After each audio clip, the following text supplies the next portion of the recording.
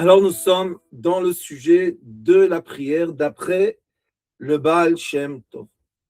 Une des choses basiques que nous devons étudier, c'est que la prière est un phénomène humain.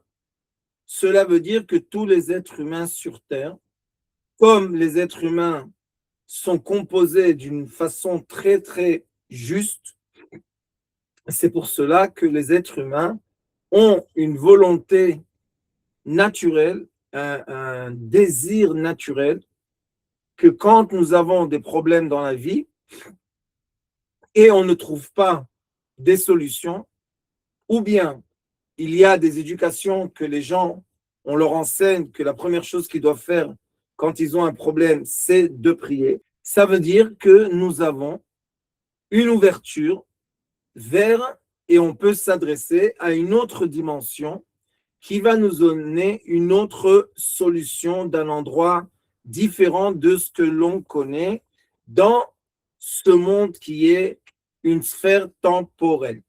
Nous vivons dans un monde limité, limité par trois dimensions, verticale, horizontale et profondeur, et limité par le temps. C'est pour cela que beaucoup de fois dans la vie, nous avons cette sensation que tout est bloqué. On n'arrive pas à trouver l'issue, on n'arrive pas à trouver la réponse. Et quand on est bloqué, cela veut dire que on a complètement utilisé ou envahi ou rempli la sphère dans laquelle on vit maintenant, la sphère limitée dans laquelle on vit. Nous avons tous et toutes le désir, l'envie, l'attraction de trouver ou de se rattacher à une solution qui vient de l'extérieur de cette sphère limitée, de cette sphère temporelle limitée. C'est pour cela que pour comprendre comment le phénomène marche, on a de la science ou de la médecine qui peut nous aider à comprendre.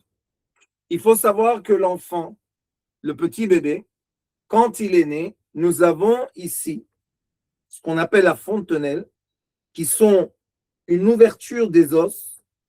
Et en effet, par cet endroit-là, on reçoit de la lumière qui n'est pas amortie par les os. Et puis après, avec le temps, on va grandir, les os vont grandir, ils vont se rapprocher. Et un jour, quand on est adulte, cet endroit-là est un des endroits les plus forts et les plus résistants de l'être humain. Mais il faut savoir qu'à la fois, cet endroit a été ouvert et cet endroit spirituellement est ouvert encore. Cela veut dire que la prière que nous avons de notre cœur va utiliser notre âme qui est dans le cerveau.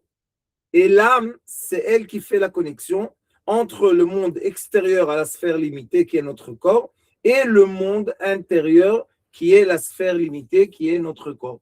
Cela veut dire que notre cœur, qui est l'esprit, qui est le vent, comme on dit en hébreu, ruach, c'est ruach memalela, c'est la parole qu'on va utiliser.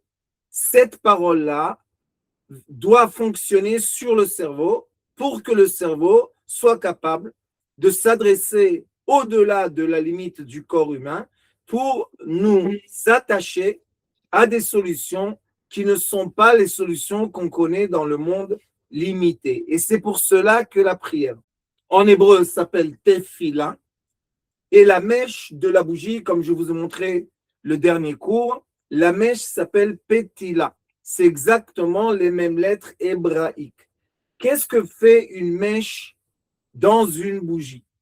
La mèche, en effet, c'est elle qui va faire la connexion entre la flamme et le produit qui va être consommé et l'air qui est autour de la flamme. La flèche, c'est elle qui est le lien entre le monde, on peut dire matériel, et le monde est lumineux.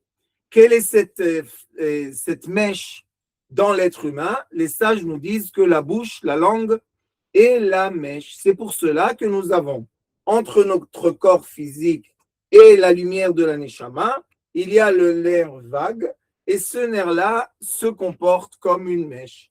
Et c'est pour cela que chacun de nous a la capacité, a une porte qui peut ouvrir pour aller au-delà de tout ce qui est limité. Maintenant, qu'est-ce qu'il faut faire pour vraiment se connecter à un monde qui est hors des limites, hors des règles? Il faut pour cela savoir travailler deux éléments importants. Un, c'est travailler notre cœur. Ça veut dire quoi travailler le cœur? Tant que le cœur, on n'a pas contrôlé les mauvaises midotes qui s'appellent les mauvais caractères, tant qu'on n'a pas eu l'habitude de contrôler nos instincts animaux, nos instincts de colère, nos instincts d'orgueil, nos instincts de jalousie, tant qu'on ne les a pas contrôlés, en effet, la connexion entre le cœur et le cerveau est une connexion qui va diriger le cerveau vers le côté obscur de la réalité, à la fois matérielle et à la fois spirituelle. C'est très important de savoir. Il est écrit Dvarim hayotzim min halev nichnasim el halev. Les choses, les paroles qui sortent de votre cœur vont rentrer dans les 32 cheminements de la sagesse. Mais les 32 cheminements de la sagesse, comme ils sont écrits dans la préface du livre Sefer Yetzirah, d'après le Ravad, ils ont ces 32 cheminements, les cheminements qui sont complètement matériels et les cheminements qui sont très, très spirituels. Donc, d'après mon caractère, d'après ma colère, d'après mes désirs, d'après mon orgueil, le cœur va diriger l'antenne qui est la neshama vers la lumière ou vers, que Dieu nous en préserve, l'obscurité.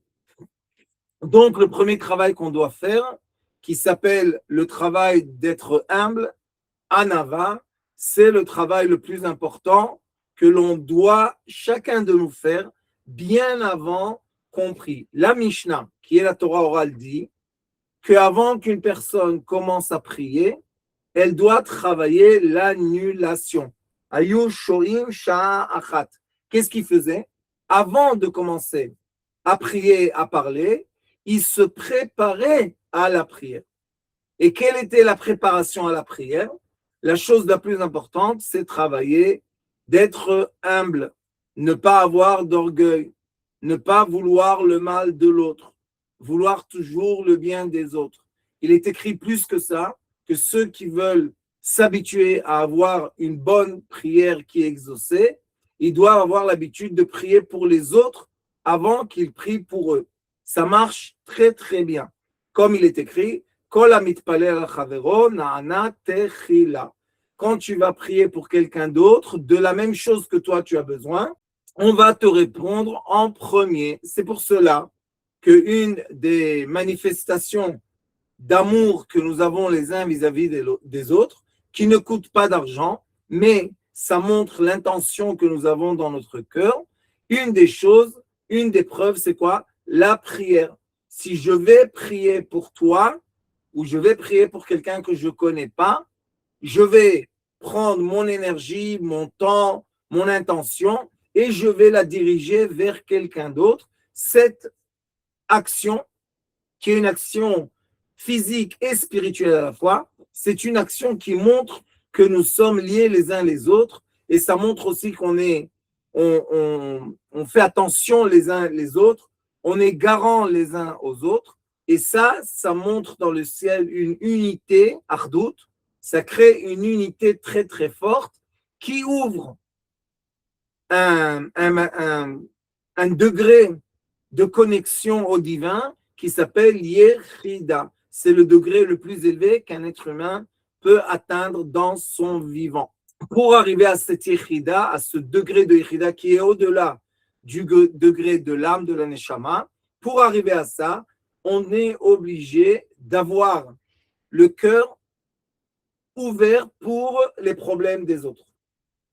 Et dès que je suis capable vraiment de demander pour quelqu'un d'autre quelque chose, automatiquement, les sages disent qu'on va voir qu'est-ce que toi tu as besoin, pour que toi tu aies la force, on va te remplir tes besoins, pour que toi tu aies la force de continuer à prier pour les autres. Première chose, c'est le travail du cœur. La deuxième chose, qui n'est pas moins important, qui est quelque chose qu'on enseigne beaucoup dans l'école de la thérapie lumière, c'est le calme de notre cerveau. Et c'est la première chose que je vais vous enseigner, des textes du Baal Shem Tov HaKadosh, comment prier. Sachez que notre cerveau, c'est un ordinateur qui ne sait pas ignorer les informations qu'il reçoit. Je m'explique. On a la colonne vertébrale, et dans la colonne vertébrale, nous avons 32 artères et vertèbres, excuse-moi, et nous avons tous les nerfs qui vont toucher toutes les cellules du corps. Ces nerfs-là vont arriver au cerveau et ils vont emmener au cerveau l'information des 5 sens et l'information de toutes les cellules de notre corps. Imaginez-vous combien d'informations le cerveau traite à chaque instant de notre vécu. À part toutes ces informations qui sont physiques, qu'on peut mesurer, notre cerveau est obligé aussi de traiter toutes les informations imaginaires de notre ressenti physique et des 5 sens. Qu'est-ce que cela veut dire? Que si je rêve maintenant et j'imagine que je mange une glace, alors maintenant mon cerveau ne sait pas, je ne sais pas si vous connaissez assez, mais le cerveau ne sait pas distinguer entre la réalité et l'imagination. Donc mon cerveau est en train de préparer mon corps entier à manger une glace. Est-ce que je mange une glace? Non. Mais est-ce que mon cerveau travaille comme si que je mange une glace? Oui. À part ces deux éléments qui sont la réalité et l'imagination du monde concret, nous avons 5 degrés de vitalité spirituelle, Nef et Shuach, Neshama, Chaya et Chida. Notre cerveau est connecté aux 5 degrés spirituels.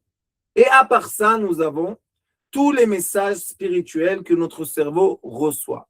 Donc, ça veut dire que notre cerveau est une boule, est une centre, c'est un centre de information hyper chargé. Mais qu'est-ce qui se passe quand le cerveau est trop chargé d'informations? Notre cerveau n'arrive pas à être efficace. C'est pour cela que Rabbi Shimon Bar Yochai, avant d'être décédé, il a parlé, c'est un extrait du Zohar Kadosh qui s'appelle Hidra Zuta, c'est quand il a parlé avec très peu de ses élèves. Et là-bas, il écrit dans Hidra Zuta que pour se connecter à la lumière au-delà de l'être humain, il faut que notre cerveau soit shakit shachir. Ça veut dire qu'il doit rentrer dans un repos, dans un silence, de façon constante. Comme je vais vous donner un exemple très facile que beaucoup de gens exercent ça, c'est les respirations. Quand on commence à se concentrer sur la respiration, notre cerveau rentre dans un loop, dans un circuit qui l'oblige à rentrer dans un silence. Autre exemple, quand on entend de la musique et on s'arrête. On entend et ça s'arrête. On entend et ça s'arrête. Notre cerveau est obligé de chaque fois s'arrêter et faire restart. Ça lui permet de baisser les intentions qu'il donne à beaucoup d'informations parasites. Des informations qu'on n'en a pas vraiment besoin pour notre vie, mais notre cerveau n'arrive pas à les ignorer. Et aujourd'hui, on va étudier une technique très efficace que quand j'entraînais les gens dans les affaires, je leur disais que quand on prend l'avion ou bien on est assis à côté de quelqu'un dans une voiture ou dans un train, c'est le moment le meilleur pour exercer cette technique. Il écrit le Baal Shem Tov comme ça. Batfila tzarich asum kol kocho badiburim. Quand on est en train de prier, on doit mettre toutes nos forces dans les mots. Qu'est-ce que ça veut dire, mettre toutes mes forces dans les mots? Cela veut dire, Vailer kach meot leot ad sheishkach mi gufaniyut. On a une capacité, l'être humain, de se concentrer tellement, pas de concentrer avec de la force, mais de se concentrer, ça veut dire d'être tellement pris par un détail que quand on est dans ce détail, tout notre cerveau, tout ce qu'on est, la conscience éveillée est concentrée sur le détail et on arrive à ne plus ressentir notre corps. J'ouvre une parenthèse, vous devez savoir que ça existe, qu'il y a des gens, par exemple chez le dentiste, c'est plus commun, mais il y a des gens qui ne peuvent pas supporter l'anesthésie. Ils ne peuvent pas supporter. Ça leur fait du mal, ça leur fait des vertiges, ça les fait vomir, ça leur fait toutes sortes d'effets. Ils ne peuvent pas supporter. Alors ces gens-là, vous savez qu'est-ce qu'ils font? Il y en a, et c'est pour ça que chez les dentistes, c'est très connu en France et dans d'autres pays, qu'on arrive à anesthésier la personne avec l'hypnose. Et comment on sait qu'on a anesthésié la personne avec l'hypnose? On vérifie la tension musculaire. Mais qu'est-ce qu'il se passe quand je rentre dans l'hypnose? Vous savez qu'il y a par exemple le métronome qui fait tic, tic, tic, tic.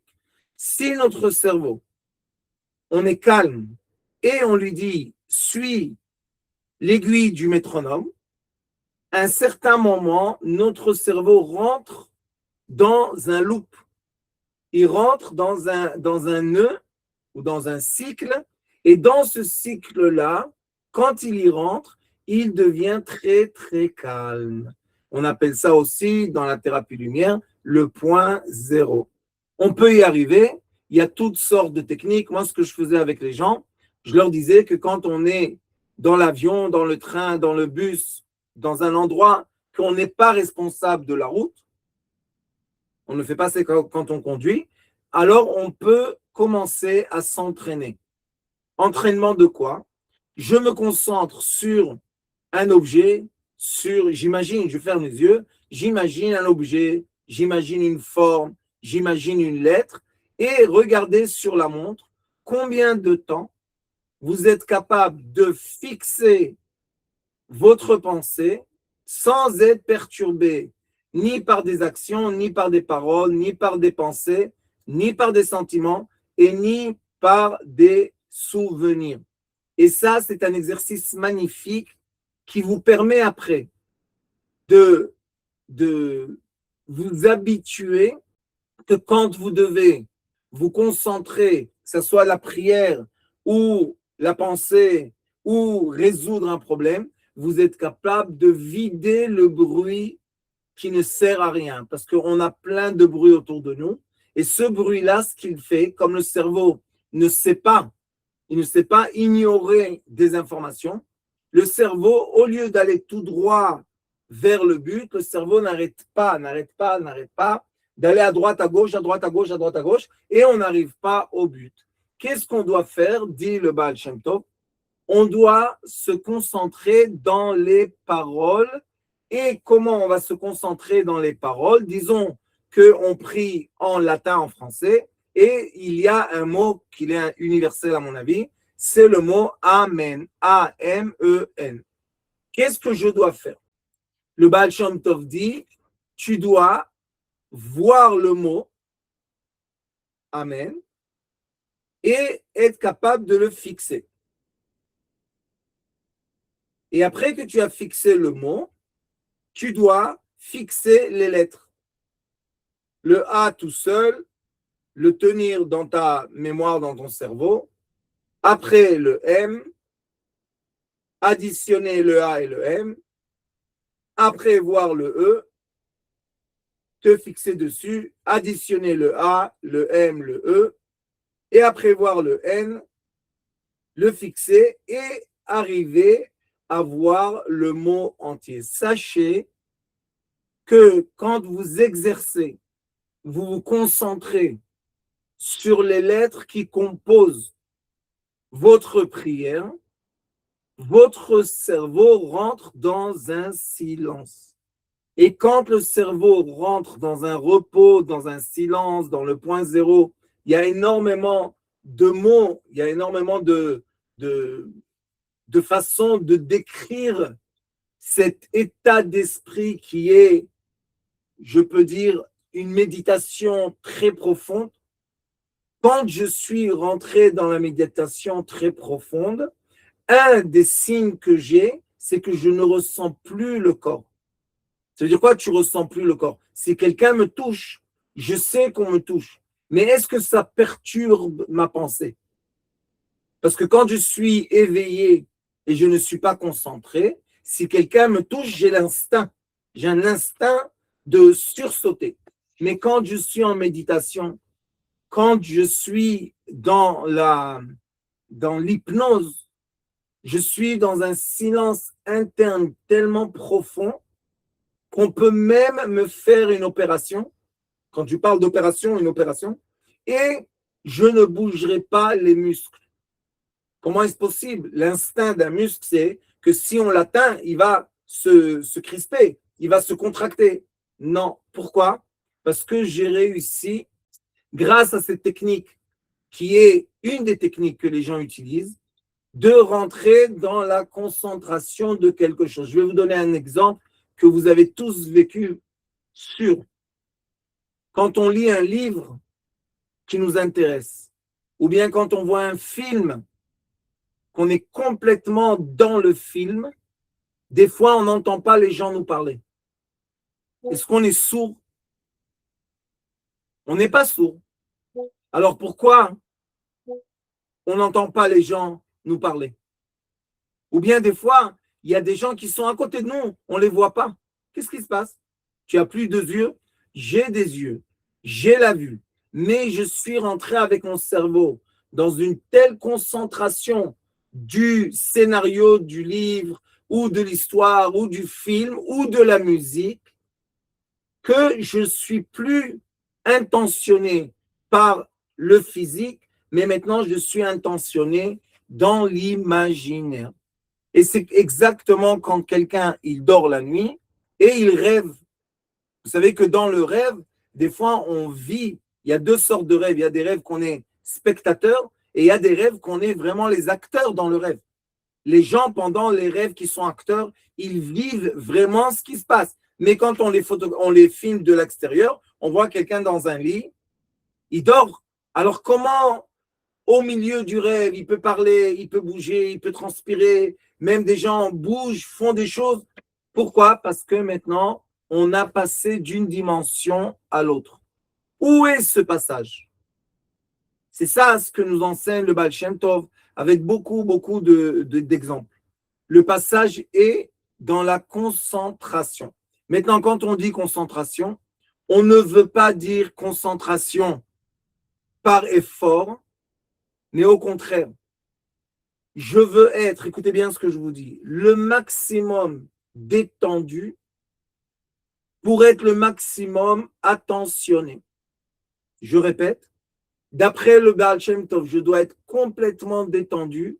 Cela veut dire que d'un côté, je ne fais plus attention à rien du tout autour de moi et je suis attentionné dans les lettres qui composent les mots du vœu que j'ai ou de la prière que j'ai. Et si vous allez vous entraîner à ça, vous allez ressentir des moments très agréables.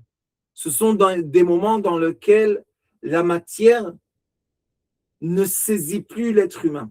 Pourquoi? Parce que nous vivons tous dans un monde, dans une sphère temporelle limitée. Cela, normal, on est là dans ce monde de l'action, donc on est dans un monde qui est limité. Mes bras ne peuvent pas aller plus loin que la mesure de mes bras. Je ne peux pas courir plus vite que je peux. Je ne peux pas, je ne sais pas moi, tout d'un coup 3 mètres. Alors, je suis d'un côté limité. Mais comme l'être humain est composé d'une âme spirituelle, une partie de l'infini, une partie divine, et à la fois, elle doit vivre ensemble en harmonie dans un corps complètement limité, cela veut dire que j'ai les deux possibilités. D'un côté, je peux être très attaché à la matière et être très fort ou bien très efficace dans l'utilisation de la matière. Mais d'un autre côté, quand je suis trop de temps dans la matière, je commence à me sentir mal. Quel est le côté qui se sent mal? C'est le côté spirituel qui veut aussi son intention. Et c'est pour ça que la Torah nous enseigne l'équilibre entre les moments spirituels et les moments matériels. Sachez que le Talmud dit que quand quelqu'un va prier trop longtemps et trop de temps et trop de concentration, il peut être malade et mourir. Écoutez bien, quand quelqu'un prie trop longtemps, trop de temps et avec une concentration trop forte, ça peut faire vraiment un dégât dans son corps physique. C'est pour cela qu'on a l'obligation d'être tout le temps dans la balance, tout le temps trouver le juste milieu. Sachez une chose très importante qu'on étudie à l'école des thérapies lumière. Quand on étudie la thérapie à distance, je leur prouve aux élèves de façon scientifique, plein d'exemples. Je leur prouve qu'en effet, combien de temps on doit investir pour prier ou bien vouloir faire du bien à quelqu'un. Combien de temps ça prend réellement? La vérité est que moins du temps on investit dans cette technique, la technique devient beaucoup plus efficace. Plus je me concentre, je fais des efforts, je veux obliger des résultats et la technique devient pas du tout efficace. C'est pour cela que malheureusement, beaucoup de personnes qui ont étudié toutes sortes de techniques de guérison ont oublié d'une chose. Pour guérir quelqu'un, je dois être décontracté. Parce que quand je suis décontracté, je peux me concentrer sur une chose, sur un point, sur une lettre. Et nous, on dit dans la Torah de la Kabbalah que la meilleure des prières, c'est de se concentrer sur un point. Ce point-là s'appelle la lettre Yud. C'est tout simplement un point. Pourquoi on dit que se concentrer sur le point, c'est la prière la plus efficace? Parce qu'il est écrit que la lettre Yud est le début de toutes les lettres et la fin de toutes les lettres, existe dans toutes les lettres et est complètement invisible dans toutes les lettres. Cela veut dire que, en effet, je vais envoyer un rayon de lumière que lui seul peut écrire des mots et des phrases entières sans que je fasse aucun effort. Et là, Baruch Hashem, on sait très bien que notre prière est très efficace. Un des éléments qu'on teste l'efficacité de la prière, et c'est écrit dans les livres de Kabbalah, c'est combien de temps ça prend que je revois ou bien j'arrive à recevoir de la matière le reflet ou bien la réponse de la prière que j'ai eue. C'est une grande question. Beaucoup de gens se posent la question. Est-ce que ma prière est exaucée? Pourquoi des fois je prie des années et j'ai aucun résultat? Je vais vous dire pourquoi. Parce qu'on fait trop d'efforts. On doit savoir que prier, c'est demander et lâcher prise. Et après qu'on a lâché prise, la lumière véhicule et fait son travail. C'est pas nous qui sommes responsables du résultat. Nous, on est responsable de déclencher la lumière. Donc, déclencher le processus plus on est décontracté, plus on est dans humble, plus on est dans l'annulation, plus on est dans la facilité des choses, et plus notre lumière qu'on va exaucer de nous va avoir une efficacité grande. Plus je vais ressentir que c'est moi qui décide, c'est moi qui force, c'est moi qui oblige, comme il y a beaucoup de gens que malheureusement utilisent des prières par force. Je vais prier ça 10 fois, je vais recevoir ce résultat. Je vais prier ce mot-là, je vais recevoir. Mes chers amis, c'est dommage de perdre son temps, son énergie et sa santé et à la fin, voir aucun résultat. Quel est le problème des techniques d'effort? Je vais vous dire qu'à la fin, la personne cherche tout le temps le résultat. Et c'est comme ça que les gens tombent dans la sorcellerie. Écoutez bien, les gens rentrent dans la Kabbalah Maasit. Ils commencent à accepter de faire des choses interdites par la Torah pour montrer qu'ils ont des résultats de leur prière ou de leur vœu. C'est interdit. Pourquoi? Parce que maintenant, ça veut dire que tu comptes plus sur Dieu. Tu t'adresses plus à la lumière infinie. Tu t'adresses plus au Tout-Puissant. C'est toi qui deviens celui qui crée, celui qui fait, celui qui décide. Et ça s'appelle de l'idolâtrie. C'est pour ça qu'il est écrit dans les 10 commandements, Lo yeh lecha Elohim acherim al panai. Fais attention de ne pas te transformer en un Dieu. Il faut faire très attention parce que beaucoup de gens utilisent des choses interdites, que Dieu nous en préserve, des rituels interdits, au lieu de croire et de savoir et de comprendre que la technique, la vraie technique de la prière, comme on va étudier ensemble, j'espère, c'est une technique de minimum effort, maximum de résultats. Le Hari Akadosh, il y a 500 ans, qui a ouvert beaucoup de portes de la Kabbalah, il a écrit dans un de ses livres, Bemakom de Tirchuta Dina Ishtakar. Écoutez bien, en araméen, cela veut dire, traduction, quand tu fais des efforts, la rigueur s'impose. Cela veut dire en effet que quand je prie avec de la force, avec de la rigueur, qui vient à mon aide? Le côté obscur, qui est le côté de la rigueur, qui est le côté de la force.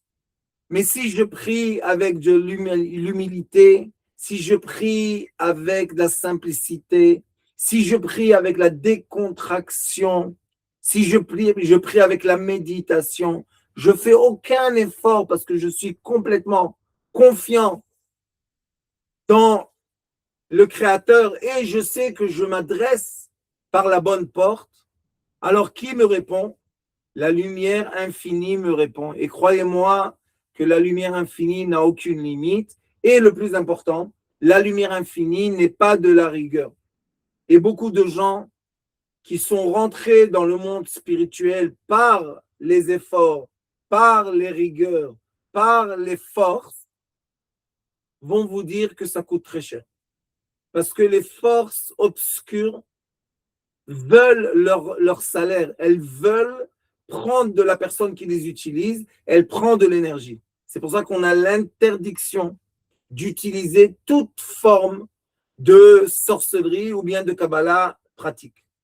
Mais ceux qui se décontractent, ceux qui rentrent vraiment dans la méditation, ceux qui rentrent, comme je vous ai dit, dans les lettres du mot, en hébreu, en arabe, en français, rentrer dans les lettres, décomposer les mots, lettre après lettre, et ajouter les lettres, la première avec la deuxième, la première, la deuxième, la troisième. Comme ça, ajouter. Croyez-moi que si vous allez vous habituer, vous allez voir que vos prières vont se manifester dans la matière beaucoup plus vite et sans aucune rigueur.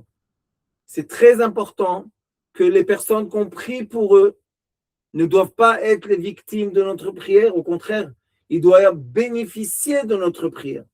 Pour qu'ils soient bénéficiants, ou même nous, pour qu'on bénéficie de la prière, on ne peut pas se connecter à l'obscurité qui pompe notre énergie. On doit être connecté à la lumière qui nous donne de l'énergie.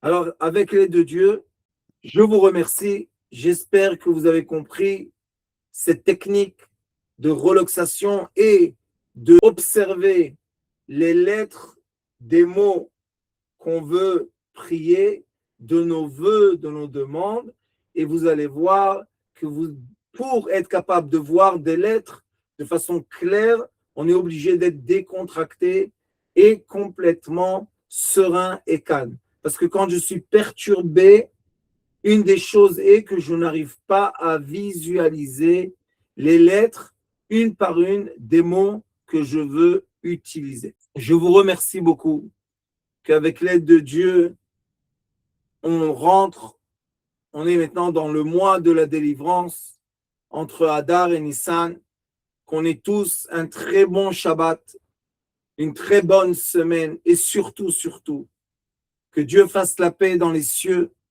comme il fasse la paix sur la terre et avec l'aide de Dieu très prochainement qu'on voit de nos yeux le Messie qui vient nous annoncer que la terre et l'humanité est montée d'un degré d'existence qui est plus proche du spirituel.